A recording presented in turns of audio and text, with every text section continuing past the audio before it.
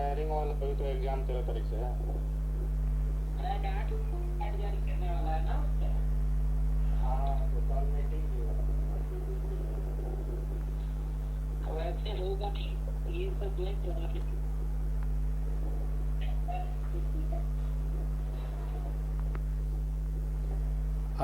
Good evening to you all. एक request होगा कि आप लोग अनम्यूट कर लें खुद को, ताकि वहाँ के डिस्टर्बेंसेज यहाँ तक ना आ सकें।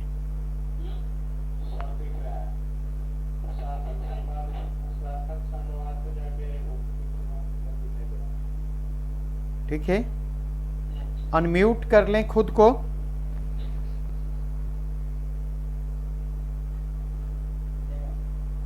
देखें, सबसे पहला प्रश्न। नमस्कार सर।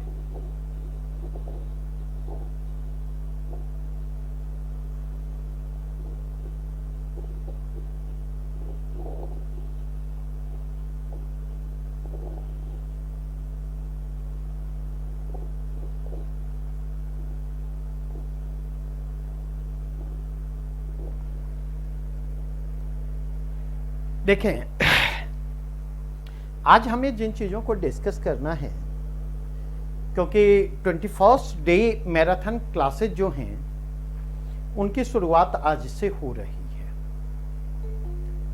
और इस क्लासेज को लेकर हमारे जो विजन है उस विजन को आपके साथ शेयर करना चाहूँगा, ताकि आगे के जो क्लासेज हों, आगे के क्लासेज को उस विजन के साथ आप अप्रोच करें और मैक्सिमम आप उससे बेनिफिटेड हो सके। आवाज आ रही है? ठीक है सर। हाँ, तो इस क्लासेज के जो विजन है वह यह कि 21st डे जो मैराथन कोर्सेज हैं उसके विजन को आपके सामने रखा जाए, ताकि अगले 21 दिनों के दौरान जो इंटरेक्शन होना है उस इंटरेक्शन से आप मैक्सिमम बेनिफिटेड हो सके। देखें, इस क्लासेज के 4 पर्पस हैं। नंबर 1 रिवीजन, नंबर 2 दूसरा इसका पर्पस है वह है वैल्यू एडिशन, तीसरा पर्पस है वैल्यू एडिशन कैसे होगा, तो वो वैल्यू एडिशन होगा डेवलपमेंट ऑफ अंडरस्टैंडिंग के जरिए, वो वैल्यू एडिशन होगा अपडेशन के जरिए, वो वैल्यू एडिशन जो संभव होगा वह वैल्यू एडिशन संभव होगा राइटिंग स्किल के डेवलपमेंट के जरिए। और इसीलिए इस क्लासेज में अंडरस्टैंडिंग के डेवलपमेंट पर हमारे फोकस होंगे, और अंडरस्टैंडिंग के डेवलपमेंट के साथ साथ एप्लीकेशन के डेवलपमेंट को प्राथमिकता दी जाएगी, और यह सारा काम किया जाएगा क्वेश्चन आंसर डिस्कशन के माध्यम से। देखिए, क्लासेज जो हैं वो 2 हिस्से में डिवाइडेड होंगे। क्लासेज का एक हिस्सा है जो प्री रिकॉर्डेड है, जो कि ऑलरेडी रिकॉर्डिंग जिसकी हो चुकी है, जिसमें चाहे वो हिस्ट्री सेक्शन हो, चाहे वो पॉलिटी सेक्शन हो, चाहे वो इकोनॉमी सेक्शन हो, चाहे वो साइंस एंड टेक सेक्शन हो, चाहे वो ज्योग्राफी वाले सेक्शन हो, चाहे वो करंट बेस्ड जो प्रश्न हैं उन पर क्वेश्चन और क्वेश्चन के डिस्कशन ऑलरेडी रिकॉर्डेड हैं।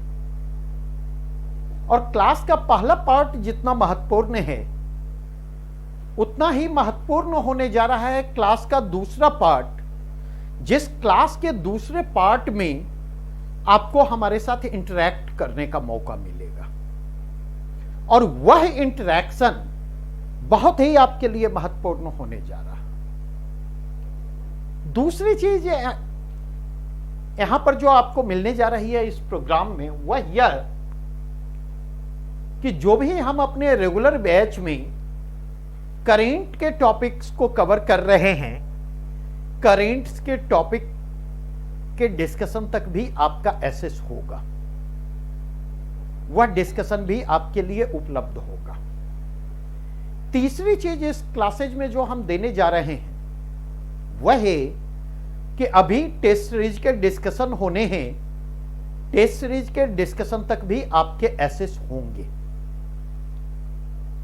और इन तीनों प्रोग्रामों के माध्यम से इस कोर्सेज को आपके लिए बेनिफिशियल बनाने की कोशिश की जाएगी। देखिए, मैं नहीं कह सकता कि आप मुझे कैसे एसेस करते, लेकिन मुझे ऐसा लगता from the very first day, मतलब मुझे लगता है पहला क्रैश कोर्स जो मैंने लिया होगा 2003 से हमने पढ़ाना शुरू किया है और 2004 से हमने क्रैश कोर्स लेना शुरू किया और मुझे लगता है कि उस क्रैश कोर्स का जो अब तक का हमारा अपना अनुभव रहा है, तो दो बातें कहना चाहूंगा। पहली चीज यह है कि क्रैश कोर्स एक ऐसा प्रोग्राम है जिसमें हमारा बेस सामने आता है।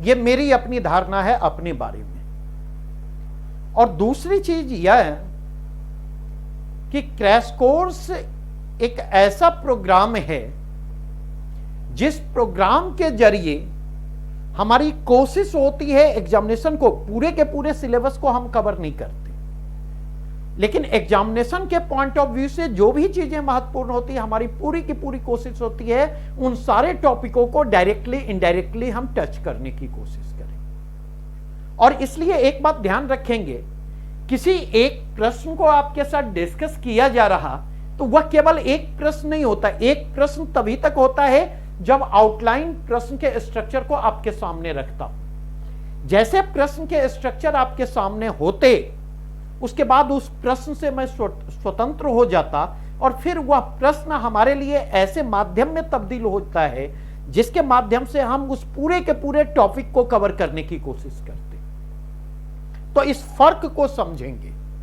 फॉर्मेटिंग के बाद मैं उस प्रश्न से स्वतंत्र होता, प्रश्न को छोड़ करके मैं टॉपिक पर चला आता और फिर टॉपिक को डिस्कस करते हुए एक ओवरऑल अंडरस्टैंडिंग देने की कोशिश करता हूं। अब अगर इसके पॉइंट ऑफ व्यू से देखें तो जो अगला डायमेंशन है जो आपके लिए महत्वपूर्ण है वह यह है कि आंसर राइटिंग को लेकर के लगातार कंफ्यूजन होता और आंसर राइटिंग को लेकर के कंफ्यूजन कई कारणों से होता। इंट्रोडक्शन को लेकर के कंफ्यूजन होता, कंक्लूजन को लेकर के आपको कंफ्यूजन होता है, और कहीं ना कहीं इंट्रोडक्शन में क्या लिखे, कंक्लूजन में क्या लिखे, यह आइडिया आपको नहीं होता। क्योंकि सामान्यतः अगर मैं बात करूं तो ग्रेजुएशन या पोस्ट ग्रेजुएशन लेवल पर जो होता है तो इंट्रोडक्शन के पैराग्राफ के माध्यम से हम बैकग्राउंड तैयार कर रहे होते प्रश्नों का, और सही मायने में उत्तर लेखन की हमारी कोशिश जो है वो सेकेंड पैराग्राफ से शुरू होती है। क्वेश्चन को हम सेकेंड पैराग्राफ से अप्रोच कर रहे होते, फर्स्ट पैराग्राफ बैकग्राउंड होता और उस बैकग्राउंड का डायरेक्ट हमारे प्रश्नों से लेना देना नहीं होता। ठीक उसी प्रकार जो कंक्लूजन होता है वो लास्ट पैराग्राफ जो होता हमारे आंसर का, वह कंक्लूडिंग पैराग्राफ होता है। और उस कंक्लूडिंग पैराग्राफ में सेकेंड पैराग्राफ से लेकर सेकेंड लास्ट पैराग्राफ तक हमने जो कुछ भी लिखा है उसको हम दोहरा रहे होते, उसको हम दोहराने की कोशिश करते। तो यहां पर मैं क्लियर करना चाहूंगा कि अगर आपके लिए इंट्रोडक्शन और कंक्लूजन का मतलब यह है तो मैं कहूंगा नो इंट्रोडक्शन नो कंक्लूजन।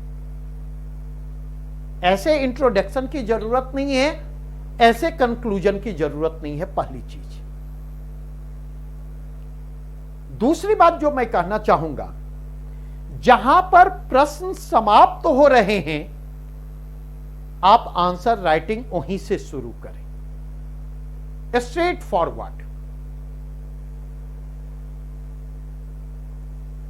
तीसरी बात जो मैं कहना चाहूंगा, कंक्लूडिंग पैराग्राफ में अक्सर हम सेकेंड पैराग्राफ से सेकेंड लास्ट पैराग्राफ तक जो लिखते उनको दोहरा रहे होते, तो हमेशा इस बात को ध्यान रखें, रिपीटेशन एग्जामिनर को इरिटेट करता है और रिपीटेशन एग्जामिनर को इरिटेट करता हुआ आपके बारे में निगेटिव मैसेज देता है। एग्जामिनर को निगेटिव मैसेज वह यह देता कि अब आपके पास कहने के लिए नया कुछ नहीं है, आप अपनी बातों को दोहराते जा रहे हैं, आप अपनी बातों को दोहराने की कोशिश कर रहे हैं। और इसी से एक और मैसेज जाता कि एग्जामिनर के प्रति जो ए सेंस ऑफ रेस्पेक्ट होना चाहिए और अपने प्रति जो कॉन्फिडेंस होना चाहिए कि हमने जो लिखा है सही लिखा है, पर्याप्त लिखा है, तो एक साथ इन दोनों के संदर्भ में यह निगेटिव मैसेज देता, यह मैसेज देता है कि उत्तर लिखने वाले को अपने आप में कॉन्फिडेंस नहीं है, अपने आप पर भरोसा नहीं है कि उसने जो कुछ लिखा है वह पर्याप्त है। और दूसरा, यह मैसेज भी देने का काम करता है कि आप एग्जामिनर को बेवकूफ समझ रहे हैं, लगातार एक ही बातों को शब्दों की लफ्फाबाजी के जरिए आप दोहरा रहे हैं और आपको लग रहा है कि एग्जामिनर को आप बेवकूफ बनाने में कामयाब होंगे, एग्जामिनर को पता नहीं चलेगा। जबकि एग्जामिनर को मैसेज हमें देना है कि लिखने के लिए हमारे पास बहुत सारी चीजें, सारी चीजों को हम अपने आंसर में लिख नहीं सकते, और चूंकि हम अपने आंसर में सारी चीजों को लिख नहीं सकते, इसलिए जो अपेक्षाकृत अधिक महत्वपूर्ण चीजें हैं हमने अपने आंसर में उन पर फोकस किया है। अगर हमें अधिक समय मिला होता तो और भी चीजें हम लिख सकते थे, और भी चीजें हमने लिखी होती। आप खुद सोच करके देखिए कि इन दोनों में कौन सा अप्रोचेज है, जो अप्रोचेज जो है वह आपके संदर्भ में एग्जामिनर को पॉजिटिव मैसेज देने का काम करेगा। दूसरी बात,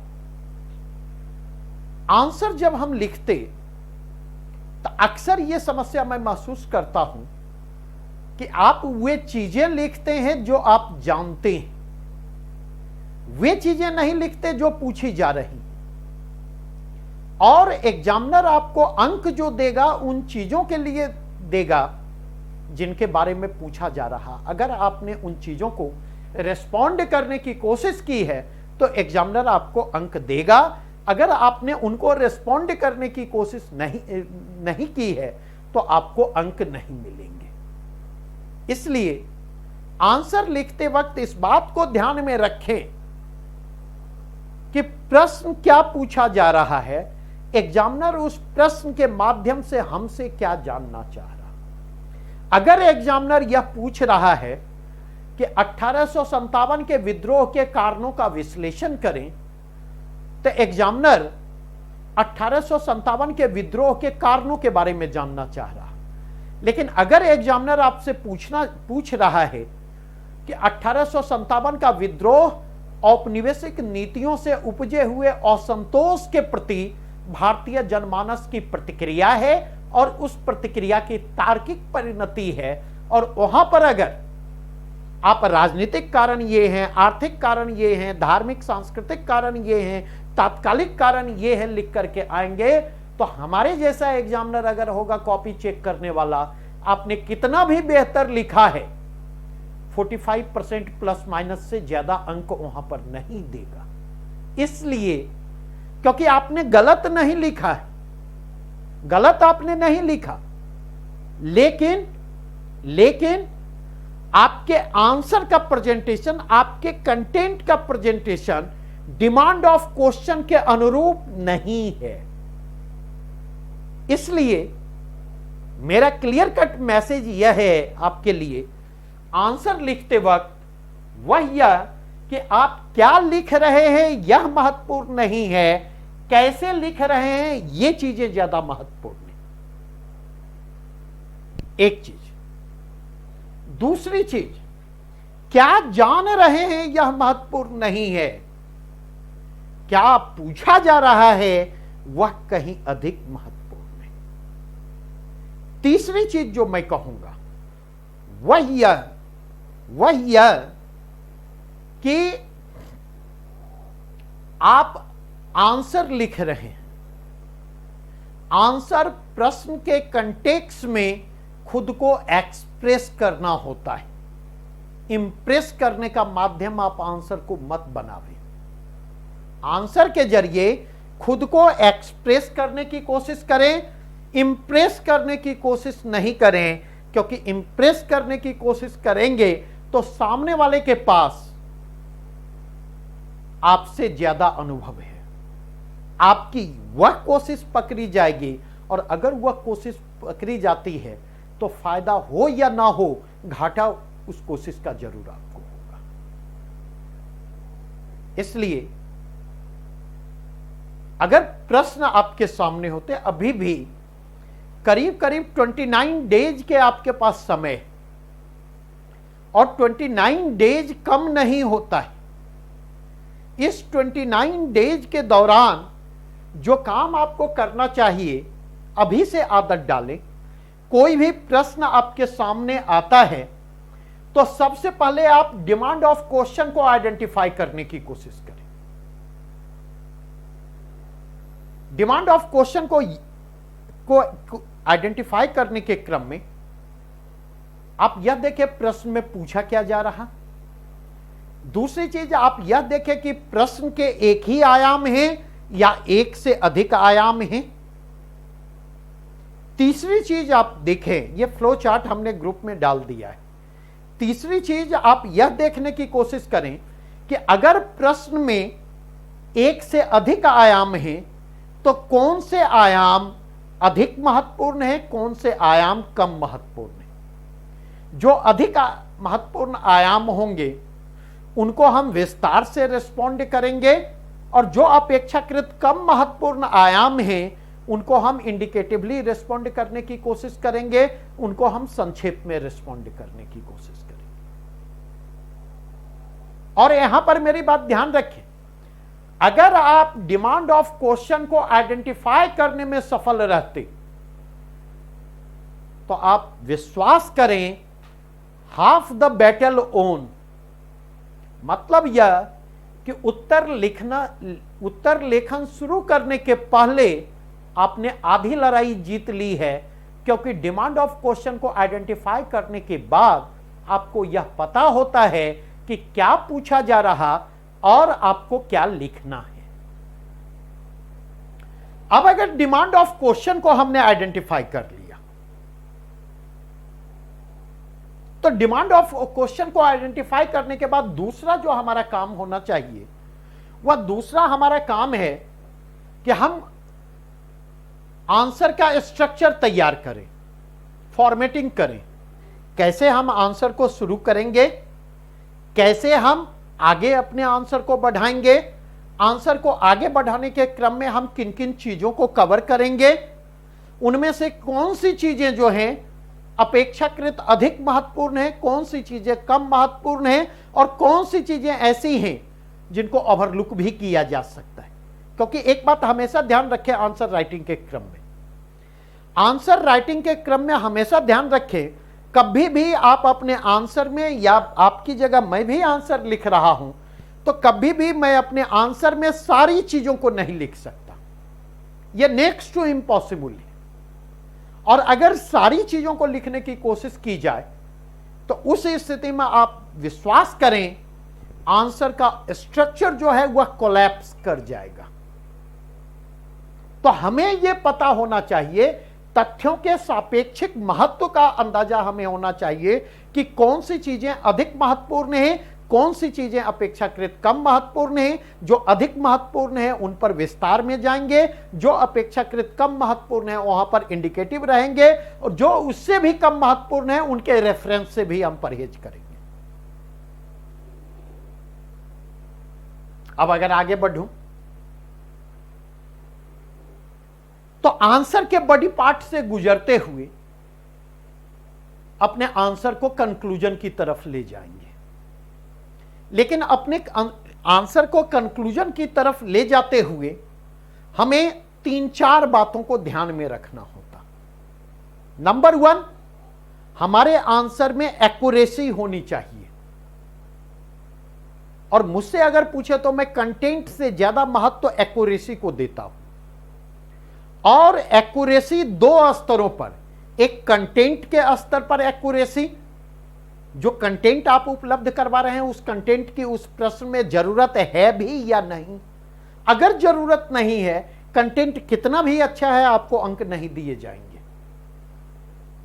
दूसरा, कंटेंट की एक्यूरेसी से भी कहीं ज्यादा महत्व है प्रेजेंटेशन की एक्यूरेसी के।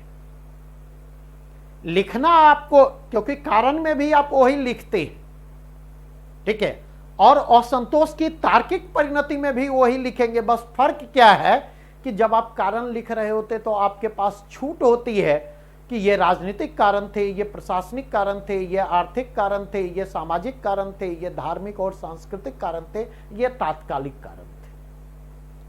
लेकिन अगर प्रश्न है 1857 का विद्रोह औपनिवेशिक नीतियों से उपजे हुए असंतोष की तार्किक परिणति है, और उसमें आप लिख रहे हैं कि ये राजनीतिक कारण है, ये आर्थिक कारण है, ये सामाजिक कारण है, ये धार्मिक और सांस्कृतिक कारण है, और ये जो कारण है वे तात्कालिक कारण हैं, तो एग्जामिनर को सीधा मैसेज जाता है कि ये लड़का कहीं से रटा है और रट करके यहां पर आकर के वोमिट कर दिया। और उस आंसर का जो है वह क्रेडिट आपको नहीं मिलने जा रहा। इसलिए प्रेजेंटेशन की एक्यूरेसी महत्वपूर्ण है। दूसरी बात, आपके आंसर में समग्रता होनी चाहिए। जैसे 1857 के विद्रोह के संदर्भ में देखें, आरसी मजुमदार का कथन है कि यह ना तो प्रथम, ना ही राष्ट्रीय और ना ही स्वतंत्रता संग्राम था। और इन जनरल देखें तो 99% लोग आरसी मजुमदार के इस कथन से एग्री करेंगे। यहां पर ध्यान रखेंगे, आप इससे एग्री कर रहे हैं या डिसएग्री कर रहे हैं, महत्वपूर्ण यह नहीं है। महत्वपूर्ण यह नहीं कि आप किसी स्टेटमेंट से एग्री करते या डिसएग्री करते, सहमत हैं या असहमत हैं। तो आप मुझसे पूछ सकते महत्वपूर्ण क्या है, तो 2 चीजें महत्वपूर्ण हैं। पहली चीज महत्वपूर्ण यह है कि एग्री करते हुए या डिसएग्री करते हुए पॉइंट ऑफ डिसएग्रीमेंट हैं, उनको आपने ध्यान में रखा है या नहीं, और अपने आंसर में इस बात को प्रदर्शित किया है कि नहीं कि पॉइंट ऑफ डिसएग्रीमेंट की तुलना पॉइंट ऑफ एग्रीमेंट जो है वह कहीं ज्यादा कन्विंसिंग है। या अगर डिसएग्री आप कर रहे हैं तो डिसएग्री करने के क्रम में आपने यह दिखाया है कि नहीं कि इस स्टेटमेंट से एग्री करने के पीछे क्या कारण दिए जाते, और उन कारणों को खारिज करते हुए आपने यह दिखाया है कि नहीं कि जो एग्री करने के कारण हैं उनकी तुलना में डिसएग्री करने की पर्याप्त वजहें हैं। अगर दोनों पक्षों को लेकर के आप कंक्लूजन ड्रॉ करते तो आपके आंसर में कंप्रीहेंसिवनेस होगा, आपके आंसर में समग्रता होगी। और अगर आपके आंसर में समग्रता होगी तो निश्चित तौर पर ऐसी स्थिति में आप बेटर मार्क्स डिजर्व करेंगे, निश्चित तौर पर। दूसरी बात, at the same time what you are concluding it doesn't matter. Matter यह नहीं करता कि आप कंक्लूजन क्या ड्रॉ कर रहे हैं, मैटर यह करता है हाउ यू आर कंक्लूडिंग। कभी भी आप सुनेंगे तो कभी भी आप ये नहीं देखेंगे ये पूरी तरह से सही है या ये पूरी तरह से गलत है। जो एक लाइन आप ले लेते, उस लाइन को लेते हुए मुझे कभी नहीं देखेंगे। ऐसा प्रतीत होता है, ऐसा कहा जा सकता है, यह निष्कर्ष निकाला जा सकता है। मतलब अगर हम मॉडरेट लहजे में कंक्लूजन हम ड्रॉ करते तो मॉडरेट लहजे में कंक्लूजन ड्रॉ करते हुए कहीं ना कहीं एक स्पेस हम क्रिएट करते हैं उन लोगों के लिए कि अगर कोई हमारे इस कंक्लूजन से ना भी सहमत होना चाहे तो वो सहमत नहीं होने के लिए स्वतंत्र है, उसकी सहमति का आदर किया जाएगा। और हमारा यह अप्रोच यह बतलाता है कि कहीं न कहीं हम में वह फ्लेक्सिबिलिटी है कि नए तथ्य और नई अवधारणाओं के आलोक में हम खुद को रिव्यू कर सकें, हम अपने ओपिनियन को रिव्यू कर सकें और जरूरत पड़ने पर हम अपने ओपिनियन को मॉडिफाई भी कर सकें। तो पहली चीज जो मैटर करती है वो समग्रता, दूसरी चीज मैटर करती है तथ्यों का सापेक्षिक महत्व, कहां पर विस्तार में जाना है, कहां पर सांकेतिक रहना है। तीसरा चीज मैटर करता है संतुलन, बैलेंस को मेंटेन आपने आंसर में किया है या नहीं। और चौथी चीज जो मैटर करती है वो मैटर करती है एक्यूरेसी। एक्यूरेसी जो है वो फैक्ट कंटेंट के कंटेक्स्ट में भी होना चाहिए और एक्यूरेसी जो है वह आपको प्रेजेंटेशन के स्तर पर भी होनी चाहिए। और पांचवी चीज जो महत्वपूर्ण है,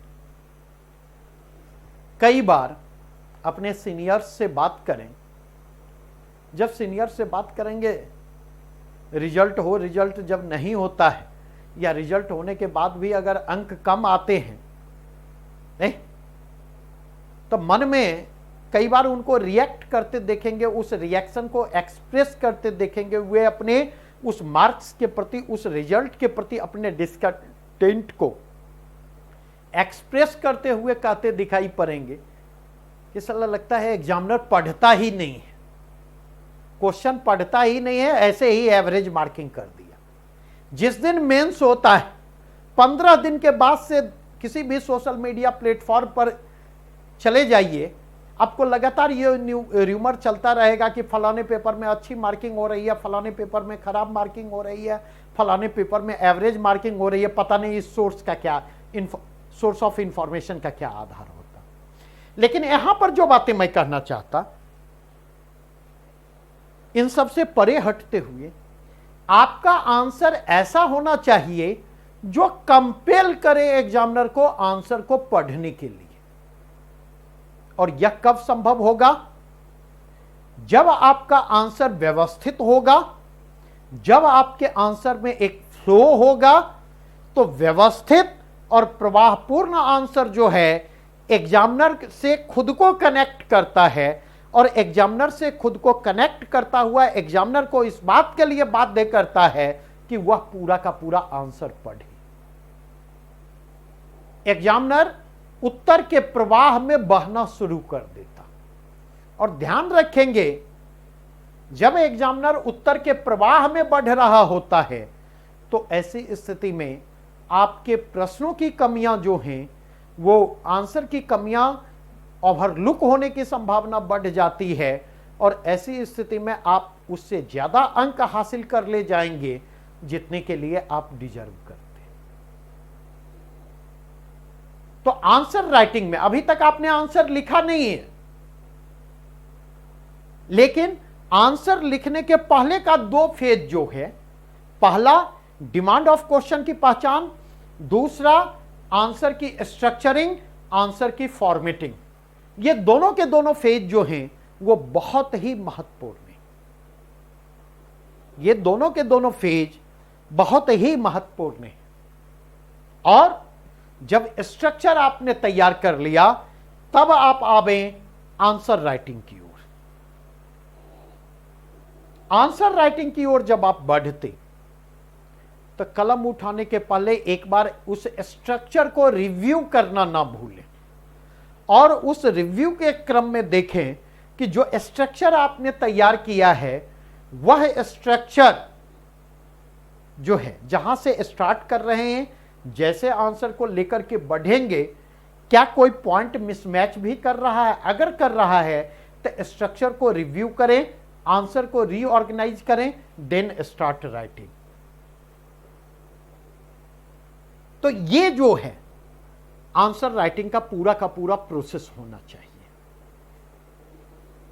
अगर इस प्रोसेस को आप आज से फॉलो करने की कोशिश करते तो वैसी स्थिति में आप आज से 20 दिन बाद अपने आंसर में, अपने राइटिंग स्किल में ड्रास्टिक इंप्रूवमेंट पाएंगे।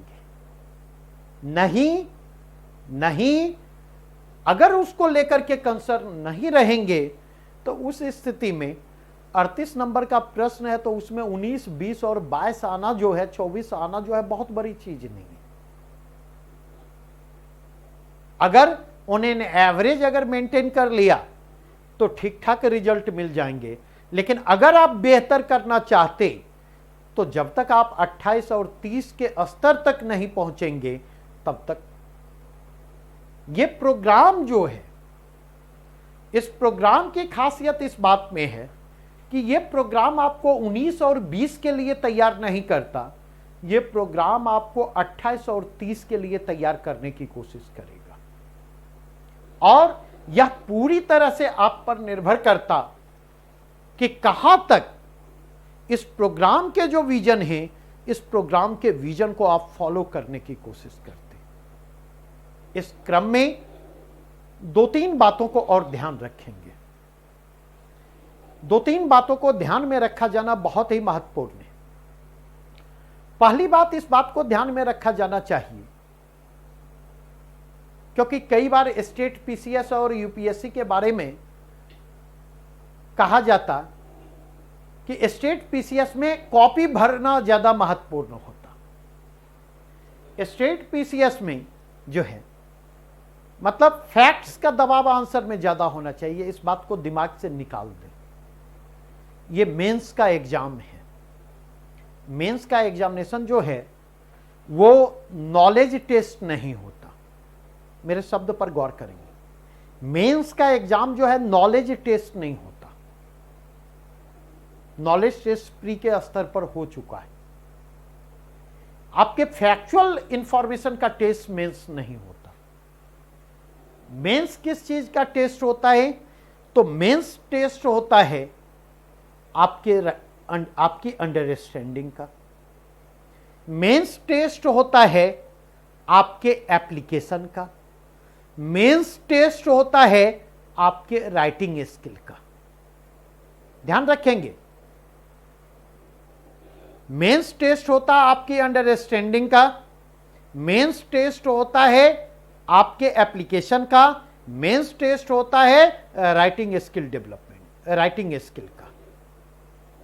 मेंस टेस्ट होता है लैंग्वेज पर आपका कमांड कैसा है, एक्सप्रेशन पर आपका कमांड कैसा है, क्योंकि एक्सप्रेशन पर आपका कमांड जो है वह कहीं ना कहीं जो है टॉपिक पर आपके कमांड को दर्शाता है, आपकी अंडरस्टैंडिंग को दर्शाता हुआ था। इसलिए महत्वपूर्ण फैक्ट नहीं होता, महत्वपूर्ण कंसेप्ट होता है, महत्वपूर्ण अंडरस्टैंडिंग होती है। हां, उस अंडरस्टैंडिंग के आधार फैक्ट होते। तो फैक्ट जो है इंडिकेटिवली आंसर में आना चाहिए, अंडरस्टैंडिंग को पुष्ट करते हुए आना चाहिए। फैक्ट और कंसेप्ट का आपके आंसर में यह कॉम्बिनेशन अगर है तो वह मेंस के रिक्वायरमेंट को बेटर तरीके से फुलफिल करने की स्थिति में होगा। तो ये मोटा मोटी एक कंटेक्स्ट है, जिस कंटेक्स्ट को मैंने आपके सामने रखने की कोशिश की। शेड्यूल आपको मिल चुका है। वीडियो फर्स्ट लेक्चर के जो इंडियन पॉलिटी सेक्शन से शुरू हो रहा है, वीडियो वहां पर उपलब्ध हैं। ग्रुप में आप लोग मौजूद हैं। लाइव इंटरेक्शन के लिए कौन सा समय रखा जाए ये आप बतला दें, ताकि आप वीडियो देख चुके हैं उसके बाद हमारा आपके साथ लाइव इंटरेक्शन हो और आपकी जो क्वेरीज हो उसको रेस्पॉन्ड करने की स्थिति में हम हो। जो प्रश्न पूछना है पूछिए, यहां तक में। Just minute.